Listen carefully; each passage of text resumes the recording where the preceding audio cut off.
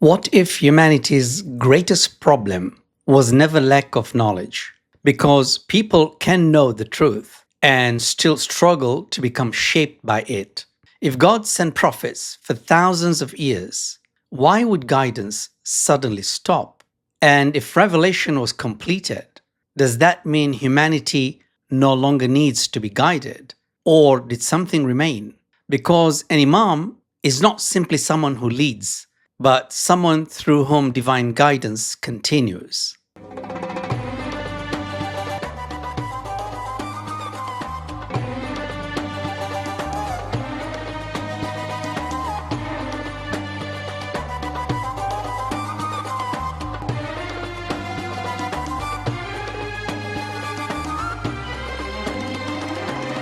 Assalamu alaikum, and welcome back to Reflection, where we explore the deeper meanings, insights, and realities revealed in the Qur'an.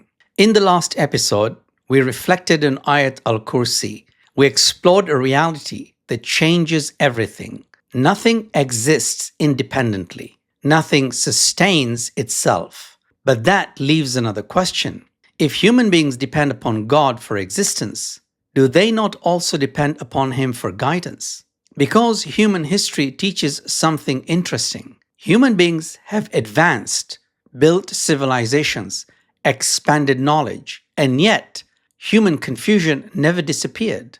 Technology increased, but certainty did not. Information increased, but wisdom did not necessarily follow. And that is because knowledge alone does not guide. That is why the Qur'an presents one of the most remarkable moments in the life of Prophet Ibrāhīm. After prophethood, after trials, after sacrifice, after years of devotion, God grants him something new, as anchored in Surah al-Baqarah, that is Surah number 2, verse number 124. وَإِذِ ابْتَلَى إِبْرَاهِيمَ رَبُّهُ بِكَلِمَاتٍ فَأَتَمَّهُنَّ قَالَ إِنِّي جَاعِلُكَ لِلنَّاسِ إِمَامًا.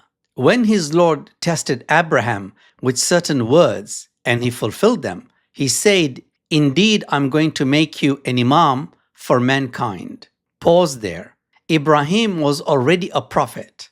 So, what is this new station? And why, after everything, does God now say, "I'm making you an Imam"?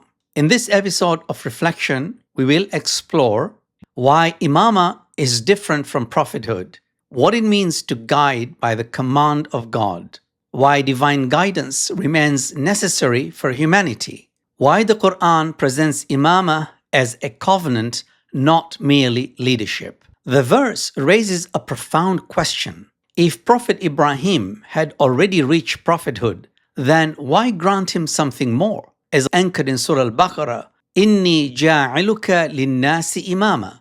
Indeed, I'm going to make you an Imam for mankind.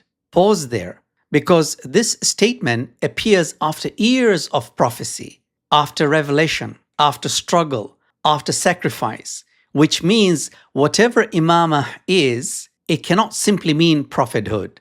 Otherwise, nothing new was being granted.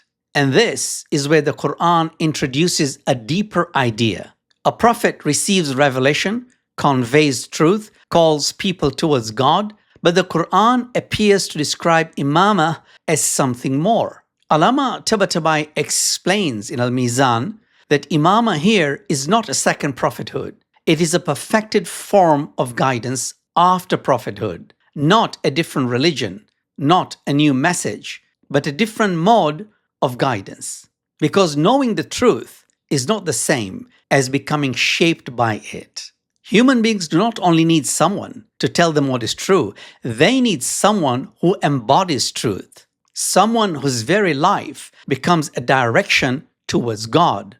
And that is why the Qur'an presents Ibrahim's appointment after the completion of his trials, not merely after revelation, but after a lifetime of complete submission. This is why divine guidance appears in more than one form: words and living examples, instructions and embodiment, teaching and presence. And this is why the Qur'an presents Imāmah not as political authority, but as a divine station, a way through which human beings learn not only what truth is, but what truth looks like when lived. Consider this. Have you ever known something was right and still needed someone to show you how to live it?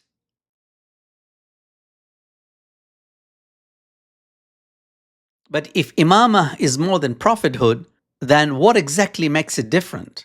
The Qur'an gives us another clue, as anchored in Surah Al-Anbiya, that is Surah number 21, verse 73. وَجَعَلْنَاهُمْ أَئِمَّةً يَهْدُونَ بِأَمْرِنَا. And we made them imams, guiding by our command. Notice carefully, the Qur'an does not simply say they guided. It says they guided bi-amrina, by our command.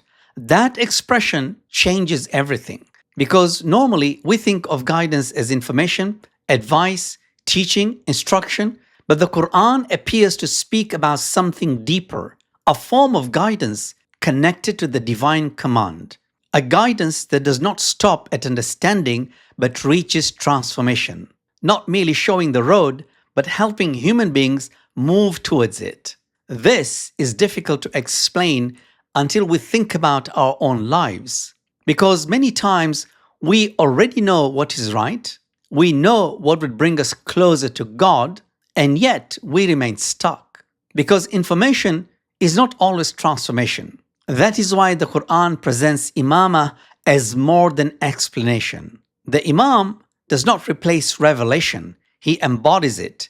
His life becomes a mirror through which divine guidance becomes visible. That is why the Quran repeatedly associates Imāmah with patience, with certainty, with completion of trials.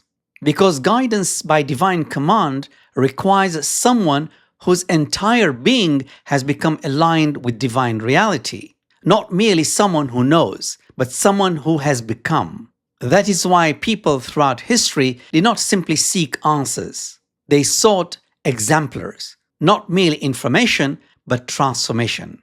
Ask yourself, how much of life is not about learning more, but becoming what we already know?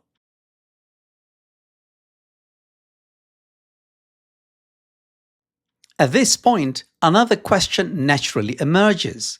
If revelation reached completion, why would humanity still need guidance? The Quran appears to answer that question by showing us something about human beings. Because human beings do not merely struggle with information, we struggle with ourselves.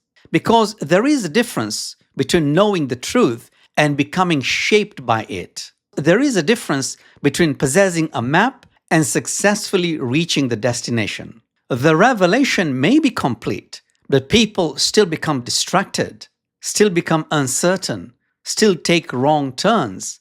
And that is why throughout the Quran, God does not merely send messages, He sends guides. Not because the message is incomplete, but because human beings are. And that is why the Quran says in Surah Al-Isra, that is Surah number 17, verse 71, يَوْمَ نَدْعُو كُلَّ أُنَاسٍ بِإِمَامِهِمْ.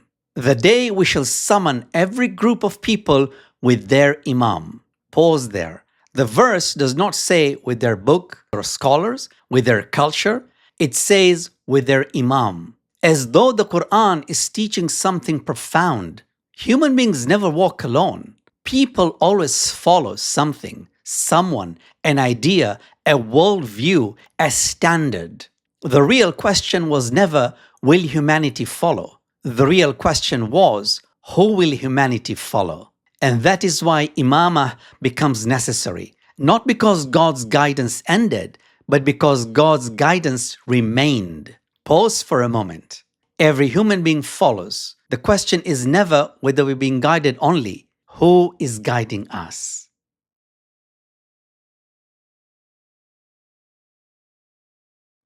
After receiving this extraordinary station, Ibrahim asks a question, a deeply human question, as anchored in Surah Al-Baqarah, Surah number 2, verse 124.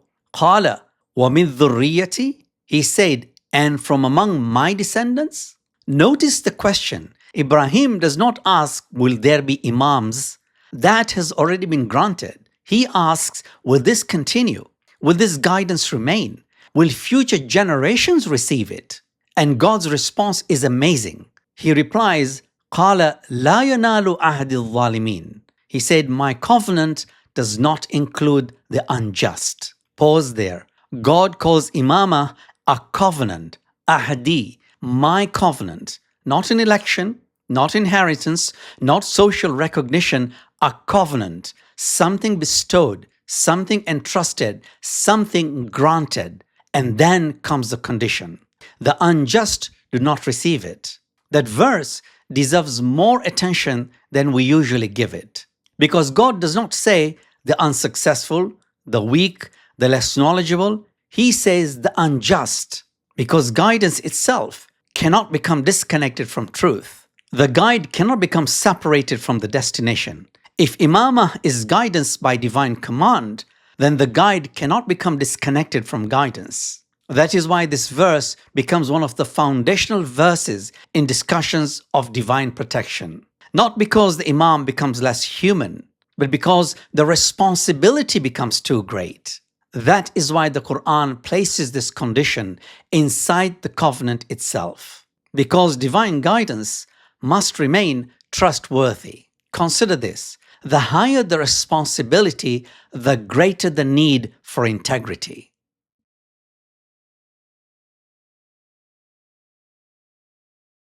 If Imāmah is a covenant, then another question emerges. What prepares a human being to carry something so great? As anchored in Surah Al-Sajdah, that is Surah number 32, verse 24. وَجَعَلْنَاهُمْ مِنْهُمْ أَئِمَّةً يَهْدُونَ بِأَمْرِنَا لَمَّا صَبَرُوا وَكَانُوا بِآيَاتِنَا يُوقِنُونَ. And we appointed from among them imams guiding by our command when they have been patient and had certainty in our signs. Notice carefully, the Qur'an mentions two qualities, patience and certainty. That is why Ibrāhīm receives Imāmah after the trials, not before, after leaving his homeland, after standing alone, after sacrifice, after surrender. Divine guidance is not merely knowledge. It is truth proven through trial.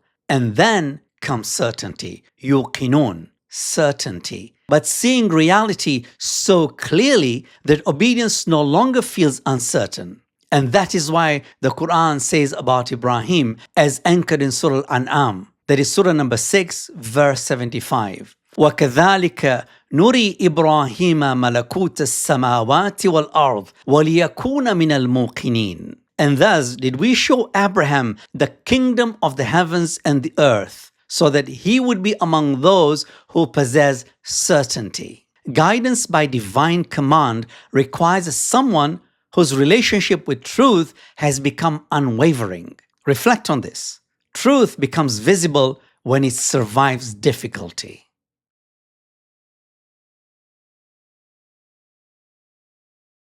After all of this, a final question remains. Why does any of this matter? Why does humanity need an Imam? Why can human beings not simply continue with knowledge, with books, with memory, and move forward alone?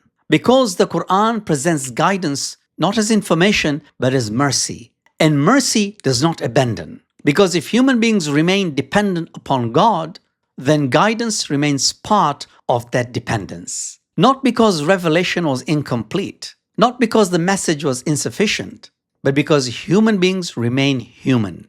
We still forget, we still struggle, we still need to see truth lived. That is why the Qur'an never presents guidance as merely words. It presents truth becoming visible in human life. That is why Imāmah is presented as a covenant, because divine guidance was never only about teaching people what to think. It was always about helping people become. And that is why this discussion reaches beyond history. Ask yourself, who taught me what truth looks like? So what does all of this reveal? First, Imāmah is not simply leadership. It's a divine covenant, a station granted, not claimed. Second, human beings do not only need information, they need guidance. Not only truth explained, but truth embodied. Third, the Qur'an presents guidance as more than instruction, a guidance connected to divine command, a guidance that transforms, not only informs. And fourth, if humanity remains dependent upon God, then divine guidance cannot become merely historical. That is why the story of Ibrāhīm matters, because after prophethood, after revelation, after sacrifice, God granted him something more. Not a new message, but a new responsibility to become the embodiment of truth. And perhaps that remains one of the deepest questions for all of us. Not do I have access to information, but who is teaching me how to live it? But another question begins to emerge. If guidance is meant to transform us, what does transformation actually look like? How does faith move from ideas into character? And why does the Qur'an repeatedly connect spiritual growth with giving? Because when we give, we're not losing something, we are becoming something. That is what we'll explore next. Can charity purify the soul? If this reflection stayed with you, share it, continue the journey, and join us again next week. Until then, wassalamu alaikum wa rahmatullah.